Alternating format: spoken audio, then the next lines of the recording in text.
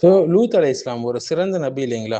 அது மட்டும் இல்லாமல் சமூகத்திலே ஒரு மோசமான சமூகத்து கூட போராடி சத்தியத்தை நிலைநாட்டின ஒரு நபி என்று சொல்லலாம். அப்படி என்ன மோசமான சமூகம் கேட்குறீங்களா? இருக்கிறதுலே உலகத்திலே ஒரு கேடுகெட்ட ஒரு விஷயத்தை செய்த ஒரு சமுதாயம் தான் அது. ஆணும் ஆணும் திருமணம் செய்து கொள்வது. ஸோ அந்த லூத் அலை இஸ்லாம் அவர்கள் ஹாரான் என்பவருக்கு பிறந்ததாக வரலாறுகள் சொல்லுது. ஹாரான் வந்து இப்ராஹிம் அலை இஸ்லாம் அவங்களுடைய நடுத்தர சகோதரர் என்று வரலாறுகள் சொல்லுது. மேலும் ஹாரான் வந்து தமது தந்தையுடைய வாழ்நாளிலேயே கல்தேயர்களுடைய நிலமான பாபிலோன்ல மரணம் அடைஞ்சதாக அறிவிக்கப்படுது.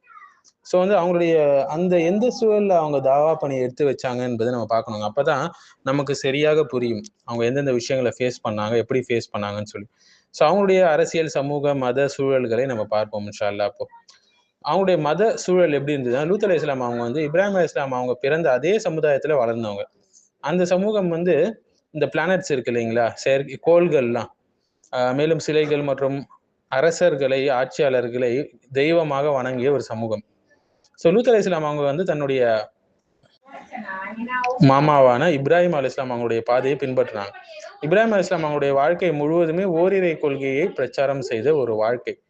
ஸோ மெசோபொத்தேமியா பகுதி பார்த்தீங்கன்னா, அந்த இடத்துல பல குடிபெயர்ந்த அரபு இனங்கள் தங்கக்கூடிய ஒரு இடமா அது இருந்தது. அங்க நிலவளம், வாழ்வாதார வசதிகள் எல்லாமே அதிகமா இருந்துச்சு. அதனால மக்கள் அதிகமா அங்க குடியேறினாங்க. இதன் காரணமாக அவங்க கொண்டு வந்த பல்வேறு சிலை வணக்கங்களும், தவறான நம்பிக்கைகளும் அங்க பரவுச்சு. மேலும் நிறைய மக்கள் கலந்து வாழ்ந்த ஒரு சமூகம் அது. அங்க வந்து சிலை வணக்கம், நட்சத்திர வணக்கம், அரசர்களை தெய்வமாக கருதுறது, இயற்கை மற்றும் விண்வெளி சம்பவங்களை வணங்குவது போன்றது எல்லாமே இருந்தது. ஆல்ரெடி இதை பத்தி நம்ம இப்ராஹிம் அலை இஸ்லாமுடைய வரலாறுல பேசியிருக்கோம். ஸோ அவங்களுடைய சமூக மற்றும் அரசியல் சூழல் எப்படி இருந்தது பார்த்தீங்கன்னா, மெசபடோமியா சமூகம் வந்து 3 வகுப்புகளாக பிரிச்சு வச்சிருந்தாங்க மக்கள. அது முதல் வகுப்பு வந்து சுதந்திர வகுப்பு, அதாவது ஃப்ரீ கிளாஸ் சொல்லுவாங்க. இந்த வகுப்புல வந்து அரச குடும்பங்கள் மற்றும் ஆட்சியாளர்கள் சேர்ந்து இருந்தாங்க. அவங்க வந்து புனிதமான மற்றும் மரியாதைக்குரிய ஒரு நிலையில அவங்க இருந்தாங்க. அரசர்களும் அவங்களுடைய குடும்பங்களும் பூமியில வந்து தெய்வங்களுடைய கடவுளுடைய பிரதிநிதிகள் என்று மக்கள் கருதியதால இத்தகைய உயர்ந்த மரியாதை அவங்களுக்கு வழங்கப்படுச்சு. இந்த வகுப்புல யார் யாரெல்லாம் இருப்பாங்களா? மேலும் அரச குலத்து குழந்தைகள், தூதுவர்கள், கோவிலுடைய மேற்பார்வையாளர்கள், இராணுவ தலைவர்கள், வரி வசூலிப்பவங்க, ஆசாரியர்கள், இவங்க எல்லாமே இந்த ஃப்ரீ கிளாஸ்ல இருப்பாங்க. 2வது வகுப்பு வந்து நடுத்தர வகுப்பு மக்கள், அதாவது மஸ்கினூன் என்று சொல்லுவாங்க இவங்களை. இந்த வகுப்பு வந்து இராணுவ படைப்பிரிவுகள்ல பணிபுரியக்கூடிய நடுத்தர குடும்ப மக்களை கொண்டது. அவங்க ஆயுதங்களோடு முகாம்கள்ல பணியாற்றுவாங்க. மேலும் சட்ட ரீதியாக அவங்களுக்கு சம உரிமைகளும் கடமைகளும் இருந்தாலும் பொருளாதார சிரமங்களின் காரணமாக அவர்களின் சுதந்திரம் பல நேரங்களில் கட்டுப்படுத்தப்பட்டுச்சு. 3வது வகுப்பு வந்து ஏழைகள் மற்றும் அடிமைகள். இந்த வகுப்புல போரில் பிடிக்கப்பட்ட கைதிகள், போர் கைதிகள், அடிமை சந்தைகளில் விற்கப்படவங்க, இவங்க எல்லாமே இருந்தாங்க. மேலும் சில சூழல்கள்ல உதாரணமாக குறிப்பிட்ட குற்றங்களை செஞ்சவங்க, கடன்களை செலுத்த முடியாமல் இருப்பவங்க, தத்தெடுத்த பெற்றோர்களால் நிராகரிக்கப்பட்டவங்க, இவங்களும் இந்த கூட்டத்துல இருப்பாங்க. அல் மஸ்கினூன்ல. ஸோ அதே போல ஒரு மனைவி தன் கணவனை மறுத்தாலோ அல்லது அவளை நிராகரித்தாலோ அவளும் அடிமை வகுப்புல சேர்க்கப்படுவாள். ஸோ இந்த அடிமை வகுப்பினருக்கு சமூகத்துல எந்த செல்வாக்கும் கிடையாது. அவங்க மனிதர்களாகவே இல்லை, ஒரு பொருட்களாக கருதப்பட்டாங்க. அவங்க தங்க சொந்த பெயர்களால் அல்ல, உரிமையாளர்களுடைய பெயர்களால் தான் அழைக்கப்படுவாங்க. அவங்களுக்கு தீங்கு ஏற்பட்டால் இழப்பீடுலாம் அவங்களுக்கு கிடையாது, உரிமையாளருக்கு தான் வழங்கப்படும். ஸோ அவங்க அடையாளம் காண அவங்கள தனியா அடையாளம் காண்றது, தலைமுடியை வெட்டுதல், உடலில் அடிமை குறிகளை பதித்தல் போன்ற முறைகள் இருந்துச்சு. திருமணம் மற்றும் குடும்ப வாழ்க்கை எப்படி இருந்தது? லூத் அலை இஸ்லாம் காலத்துல ஈராக்ல திருமண சில அடிப்படை கொள்கைகள், பழக்க வழக்கங்கள் அடிப்படையில் நடைபெற்றது. திருமணத்துக்கு தெளிவான எழுத்து ஒப்பந்தம் இருக்கணும், சாட்சிகள் இருக்கணும், இதெல்லாம் இருந்தது. மணமகன், மணமகள் இருவரின் பெற்றோரின் சம்மதம் அவசியம். பெற்றோர் தங்கள் குழந்தைகளுக்கு பொருத்தமான வாழ்க்கை துணையை தேர்ந்தெடுப்பதில் முக்கிய பங்கு வகிச்சாங்க. திருமண ஒப்பந்தத்துக்கு பிறகு மணமகன் வந்து தர்ஹனு எனப்படும் ஆரம்ப மகர், அதாவது கொடை கொடுக்கணும், மணமகளின் தந்தைக்கு வழங்குவார். பின்னர் மீதமுள்ள மகர் வழங்கப்படும். ஸோ வந்து திருமணத்தை மருமகன் ஆரம்பித்து பின்னர் விலகிட்டான்னா அதுலேருந்து அவர் கொடுத்த மகரை மீண்டும் பெற உரிமை இல்லை. ஆனால் வந்து மறுப்பு வந்து மணமகள் குடும்பத்திடமிருந்து வந்தால் மணமகன் வழங்கிய அனைத்தும் அவருக்கு திரும்பி வழங்கப்பட வேண்டும். இதுதான் திருமண சூழல் வாழ்க்கையாக இருந்தது.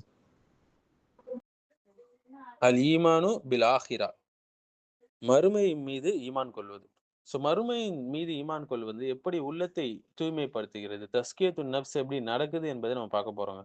ஸோ மரணத்திற்கு பிறகு உயிர் தெழுதல், கணக்கெடுப்பு இருக்கு, சொர்க்கம், நரகம் இருக்கு. இது எல்லாத்தையும் நம்புவது தான் வந்து ஒரு மனிதனுடைய உள்ளம் தூய்மை ஆவதற்கு மிகப்பெரிய ஒரு காரணம் என்று சொல்றாங்க. அல்லாஹ் பல இடங்கள்ல அல் குர்ஆன்ல சொல்றான். அவர்கள் உறுதியாக மறுமையை நம்புறார்கள் என்று சொல்றான். மூமினீன்கள பற்றி சொல்லும்போது.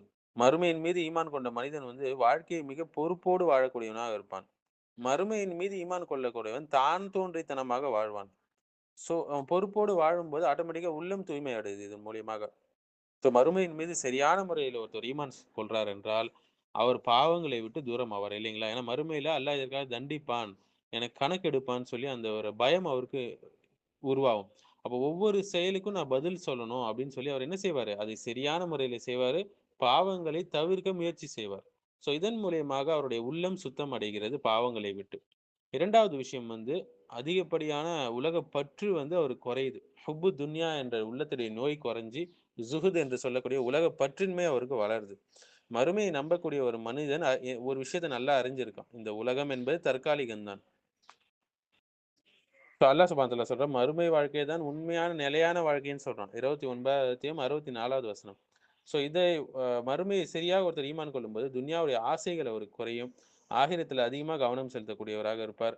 உலக பற்றுதல் என்று சொல்லக்கூடிய அந்த நோய் வந்து நீங்கி உலக பற்றின்மை உடையவரா அவர் ஆயிடுவார். உலக பற்றின்மை இந்த நோய் நீங்கும்போது உள்ளம் சுத்தம் அடைகிறது.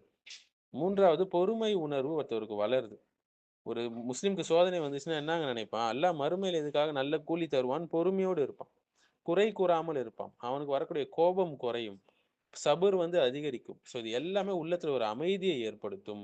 உள்ளத்துல கோபம் என்று சொல்லக்கூடிய அந்த நோயை நீக்கி அவர் பொறுமை காக்கக்கூடியவராக இருப்பார். 4வது வந்து நல்ல காரியங்கள் செய்ய வந்து இந்த மறுமை மீது நம்பிக்கை வைப்பது நமக்கு என்கரேஜ் பண்ணுது என்று சொல்லலாம். ஸோ மறுமையில எனக்கு ஜன்னத் கிடைக்கும் என்று நம்பக்கூடியவர்கள் என்ன செய்வாங்க? ஒரு சின்ன அமல கூட அவங்க விடமாட்டாங்க. அதை அல்லாஹ்வுக்காக செய்வார்கள். ஏன்னா அல்லாஹ் இதுக்கு மறுமையில எனக்கு கூலி குடுப்பான் என்பது. இப்ப நல்ல செயல்கள்ல ஆர்வம் அதிகரிக்கும்போது, அவருடைய என்ன செய்யும்? உள்ளத்துல இருக்கக்கூடிய கரைகள் எல்லாமே நீங்கும். நல்ல செயல்கள், நல்ல அமல்கள் செய்யும்போது பாவங்கள் எல்லாமே அழிக்கப்பட்டுரும் இல்லைங்களா? இப்ப உள்ளத்துல ஒரு அமைதி ஒன்று கிடைக்கும். உள்ளம் கருமை அடைவதை விட்டும் தூரமாகும். உள்ளம் சுத்தமாகும். மேலும் மறுமையின் மீது ஒருத்தன் நம்பிக்கை கொள்ளும்போது, மத்தவங்களுக்கு துல்ம் செய்யக்கூடியவனாக இருக்க மாட்டான். அநியாயம் செய்யக்கூடியவனாக அவன் இருக்க மாட்டான். பிறரை துன்புறுத்த மாட்டான். ஸோ அநியாயம் என்பது குறையும். கருணை என்பது அதிகரிக்கும். ஸோ வந்து அநியாயம் போன்ற உள்ளத்துடைய நோய்கள் குறைஞ்சு, கருணை என்று சொல்லக்கூடிய உள்ளத்துடைய அணிகலன் அவருக்கு என்ன ஆகும்? அவருக்கு வந்து சேரும். இதன் மூலியமாக உள்ளம் சுத்தம் அடைகிறது. மேலும் அடுத்து வந்து உள்ளத்துடைய நோய்கள்னா அகம்பாவம் ஆகட்டும், பெருமை அடிக்கிறது ஆகட்டும், வறுமையை ஒருத்தர் சரியான முறையில ஈமான் கொள்றார் என்றால், அல்லாஹ் முன்னாடி நான் நிக்கணும் மறுமையில. அல்லாஹ் தான் பெரியவன், நான் சிறியவன் என்பதை அவர் நினைப்பார். இதனால அவர் என்ன ஆகும்? உள்ளத்துல ஒரு பணிவு வளரும். உள்ளத்துல நோய்களான அகம்பாவம், பெருமை இது எல்லாமே அவரை விட்டு போயிடும். இப்ப இதன் மூலியமாக உள்ளம் தூய்மை அடைகிறது. இந்த பணிவு வர்றது மூலியமாக. அடுத்தது வந்து செல்ஃப் அக்கவுண்டபிலிட்டி வந்து அவருக்கு வளரும். தனியாக இருந்தாலும் பாவம் செய்ய அவர் பயப்படக்கூடிய ஒரு நபராக அவர் இருப்பார். ஸோ உள்ளத்துல வந்து அந்த கண்காணிப்பு உணர்வு, அல்லாஹ் வந்து என்னை கண்காணிச்சுட்டே இருக்கிறான்ற உணர்வு அவருக்கு அதிகரிக்கும்.